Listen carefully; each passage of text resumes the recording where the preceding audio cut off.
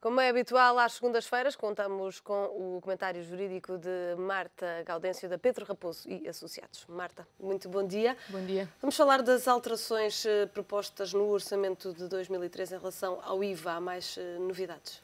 Há algumas que são, enfim, positivas no meio de tanta notícia má que traz este orçamento.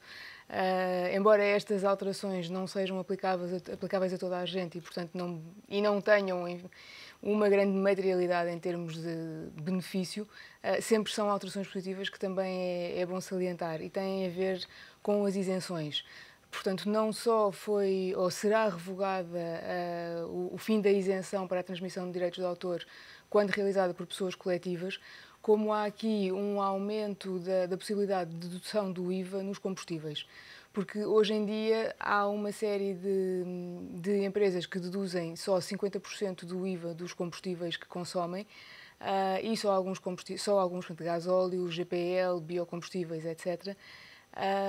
Por exemplo, as viaturas que não são matriculadas, as máquinas que não são matriculadas, não podem deduzir mais do que metade do IVA suportado. Ora, isto em atividades que consomem muito gasóleo, como os transportes, alguma agricultura, faz diferença. E aquilo que vai suceder é que a partir do próximo ano todos os veículos ou todas as viaturas ou máquinas matriculadas poderão também passar a deduzir a totalidade do IVA suportado. Isto é certamente uma coisa positiva, porque permite-lhes ter mais algum valor em caixa, diminui no fundo os custos destas empresas. Depois, uma outra questão é que existe uma isenção de IVA para a entrega de bens a IPSS e a outras entidades para distribuição a pessoas carenciadas, e esta isenção vai ser alargada também ao Estado. Portanto, quem quiser, uma empresa que entrega ao Estado bens para depois entregar, para que o Estado entregue a pessoas carenciadas, vai também ter isenção de IVA. Porquê é que isto é bom? Porque, obviamente, estamos num momento em que há muita falta de bens por todo o lado. Estamos a falar desde secretárias a computadores, o que for. Há muitas pessoas carenciadas e, se não houver necessidade de liquidar o IVA quando se entrega os bens a estas entidades, obviamente que se facilita a entrega. Porque o que acontece hoje em dia é que algumas entidades, como deduziram o IVA quando compraram estes bens, mesmo que já os tenham há 10 anos e tenham decidido remodelar, por exemplo, as instalações e, portanto, já não precisam daquelas secretárias porque compraram outras, quando entregam estes bens, não pagam, ou seja, quem os recebe para que não pague nada são as empresas que têm de liquidar o IVA. Portanto, neste momento, se entregarem também ao Estado, não há lugar à liquidação de IVA. É um incentivo para que isso aconteça. Sim, sim. Marta, novidades também no que diz respeito à comunicação das faturas à autoridade tributária. É verdade, já está disponível numa base de teste. Em agosto foi publicado aquele diploma que alterava as regras de comunicação à administração fiscal, de faturação, etc. Foi publicado em agosto, mas só entra em vigor a partir de janeiro de 2013. E este é o mesmo diploma que prevê aquele benefício de IRS, de dedução de uma parte do IVA no IRS. E aquilo que estava previsto era que se começasse a poder aplicar o regime, embora só numa base, não a aplicar, mas a testar a comunicação às finanças das faturas. Já é possível, já desde a semana passada, que está disponível no site das finanças um link, um mecanismo que permita às empresas que queiram, para ver como é que funciona, entregar ou inserir os dados das faturas, quer através de comunicação por via eletrónica, logo através dos sistemas de faturação, quer por inserção direta, quer através da entrega do fecheiro SAFT, já podem entregar os dados das faturas, para que depois isto seja comunicado e cruzado com os dados. Só por curiosidade, eu ontem fui verificar e havia já algumas comunicações no setor da restauração e no setor da reparação de veículos automóveis. Eram os dois únicos. Não havia nada no setor dos cabeleireiros, mas estes dois setores já houve pelo menos alguém que decidiu testar como é que funciona o sistema.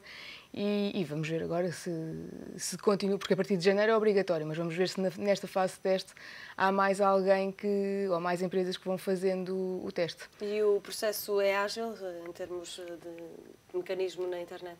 É ágil, até porque tem vários processos e dependendo das empresas e da dimensão das empresas, será mais ágil ou menos.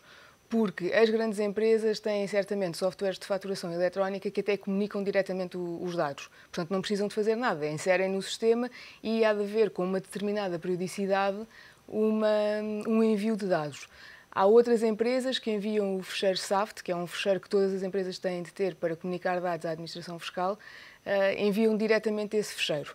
Portanto, aí também não há, o fecheiro tem de estar pronto de qualquer maneira, sempre preparado para poder ser verificado, não há nenhum acréscimo de trabalho. Depois, empresas mais pequenas, que trabalhem com sistemas de faturação mais simples, essas sim terão mais algum trabalho porque têm de inserir os dados manualmente. Mas, de qualquer forma, como a partir de janeiro todas vão ter de comunicar, até é bom começarem já a preparar os sistemas e verificar se há alguma falha ou não, para poderem depois cumprir a lei a partir de 1 de janeiro.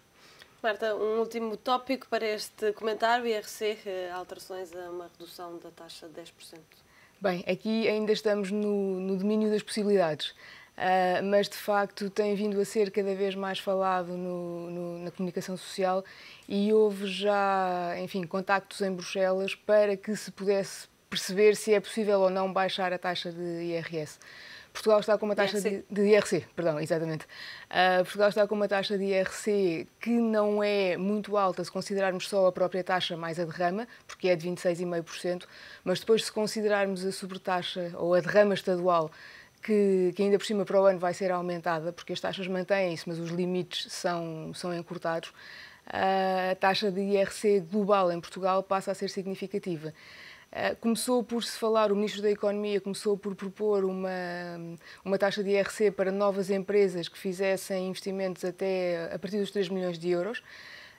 Isto foi mais ou menos questionado em Bruxelas como sendo, enfim, um problema de concorrência, como não sendo uma medida que estimulasse a concorrência, ao contrário, que a prejudicasse. E neste momento o que está em cima da mesa parece ser a possibilidade de baixar a taxa para não têm de ser novas empresas, portanto, qualquer empresa e qualquer volume de investimento. Ao mesmo tempo, fala-se também numa reformulação do sistema total do IRC para o tornar mais competitivo. Portanto, vamos ver agora o que é que avança primeiro. De qualquer forma, é positivo que haja de Bruxelas, porque terá de ser autorizado, ou terá pelo menos de ser conversado, um sinal verde no sentido de esta medida é conforme as regras podem avançar, porque de facto seria excelente Portugal poder ter uma taxa de IRC bastante mais baixa, de maneira a atrair investimento e até a facilitar a vida às nossas empresas que façam investimentos. Vamos aguardar para ver como é que estas propostas são sucedidas. Marta, Exatamente. muito obrigada, até para a semana. Bom dia.